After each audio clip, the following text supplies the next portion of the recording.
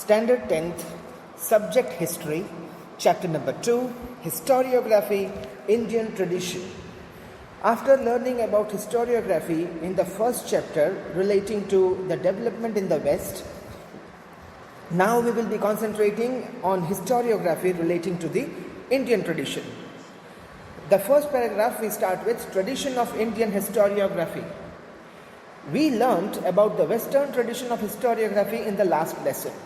In this lesson, we will know about the tradition of Indian historiography. Historiography in the ancient period, in the olden period. In the ancient period in India, memories of great deeds of ancestors and mythological lore, also memories of social transitions, were preserved with the help of oral recitals. In the very olden periods in India, the memories of the great works done by our ancestors and of mythological lore, mythological stories like the Ramayana and Mahabharata, and also the memories of social transitions, how the society got transformed from one stage to the other, how did it develop, how did it get advanced to the next stage. All these things were preserved with the help of oral recitals. There was nothing in written form. Everything was passed on from generation to generation orally. The inscriptions on the Harappan seals and other artifacts confirm that Indians had mastered the art of writing as early as the 3rd millennium BCE, or perhaps even before that.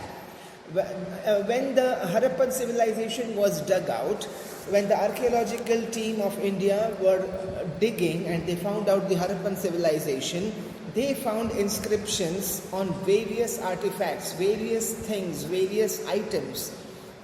And this, when they made it go through the time or event or period test, they came to know that Indians had mastered the art of writing. They knew how to write as early as the 3rd millennium BCE. BCE means the before the Common Era or before the birth of Christ. However, the Harappan script is not yet successfully deciphered. Deciphered means understood. We don't know how to read it. We don't know how to understand what is written. What do they want to tell us? Because that language is not the one which we are using nowadays. The earliest known written documents of historical nature found in India are in the form of inscriptions. So whatever was written in the ancient period, it was not written on paper, it was not written on leaves, but it was inscripted. It was etched on stones, on metals. They are dated to the 3rd century BCE. We are in the 21st century, 2020. So 3rd century means it was the 200s. That is Empire Ashoka Maurya's times. His edicts, his works, his events are inscribed on natural rocks and stone pillars. From the 1st century CE, inscriptions begin to occur on coins, metal images, metal sculptures, and also on copper plates. They provide important historical information. We get to know about the dates of various kings, dynastic genealogies, territorial extent and administration of various empires and kingdoms, and also important political events, social organization, climate, famines, etc. of the respective times. Why are these inscriptions important to us? Because they are giving us a lot of historical information. What had happened at what period of time, when did it happen, how did it happen, why did it happen, everything relating to who was ruling the kingdom, who were the dynastic genealogies, which king was followed by which son, or who was the ruler of the kingdom after winning a war, territorial extent, how large the kingdom was, from which place to which place the kingdom extended, administration of various empires. How did they manage the administration? How did they rule over the people? What were the laws? What were the rules and regulations? Which were the kingdoms present at that time? Important political events, whether there was any war, who won it, who lost it, whether there was any treaty signed, whether there was any mutual understanding which was signed without fighting the war.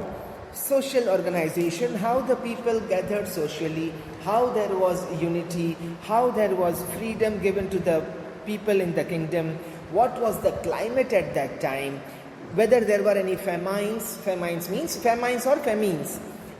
there was scarcity of water, there was no rain in the kingdom, and that led to crop failure, that led to death of the animals, that led to vacating the kingdom and moving on to the other place. So whatever happened at whichever time was all recorded in the form of inscriptions on stones, rocks, pillars, coins and plates, that is metals and stones.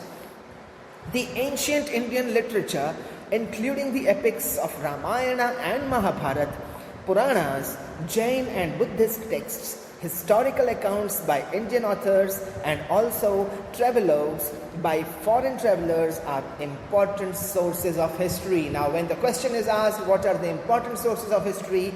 This will be the answer. Please mark this up. It can be asked as a short note for 2 marks, which means you need to write 4 points as the answer.